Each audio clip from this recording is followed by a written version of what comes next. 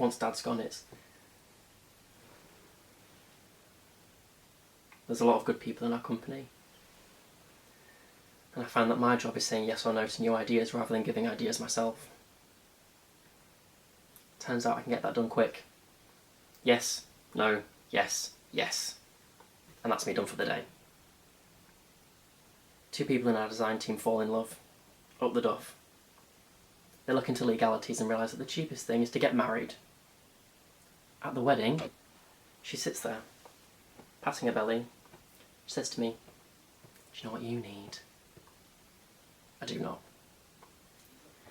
You need something that's more than yourself. Something to overwhelm you. So I adopt. 10-year-old. And he overwhelms me. His name's Ethan. First time we meet, I say to him, "Bit of a hawk, aren't you?" Says nothing. Hasn't got a clue. So I go through the trials and the interviews, and finally they tell me that I can be Ethan's forever family. So I take him home. And I'm on alert every single second. I'm so exhausted. He goes to school and I'm falling asleep halfway through the day. I read the books and they say, "Give it time, have no expectations," but he's hugging me. He's calling me daddy on day one and I'm just not, you know, I'm not. He's just saying it. It's like primal survival instinct and it means nothing and I feel nothing. I feel nothing. I feel nothing except exhaustion and worry. And then about 6 months later, all the anxiety starts to crystallise in my mind into something else and I can feel them all becoming something else and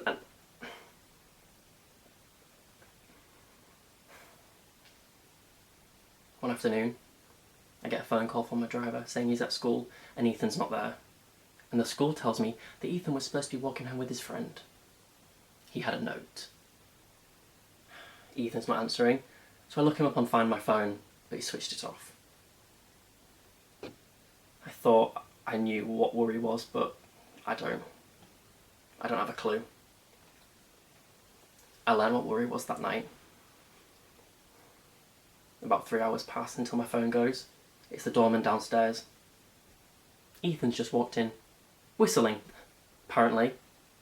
He's in the lift on his way up. He gets in and walks straight to the fridge. I can't even speak. He just says, "What? What?" "I was only walking with my friend, it means nothing." I say to him, "We have a driver. You and your friend could have just got in the car." He says, "I want to walk." I say, "It's not safe." He laughs. I'm losing my mind, and he laughs. I talk to him for a while. And he finally gets through. You know, he finally understands and, you know, he promises that he won't do it again and he hugs me and he tells me that he loves me. Does it again the next week. And again the week after that. And on Friday he just doesn't come home at all. He messages me saying that he's staying with some old friends. You know his cousins from back home.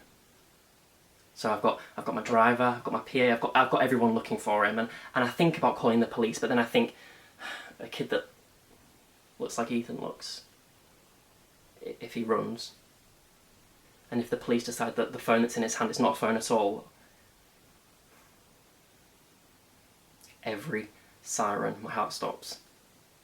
Every news report about anything, I feel sick. I sweat through 3 shirts. I shout at anyone that comes near me, and if anything happens to him,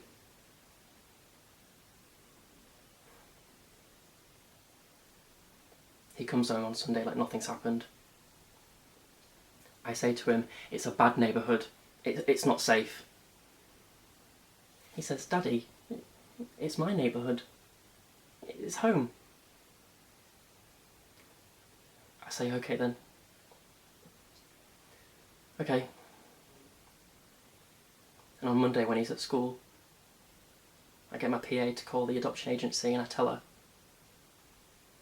whatever it takes, whatever. Make this go away.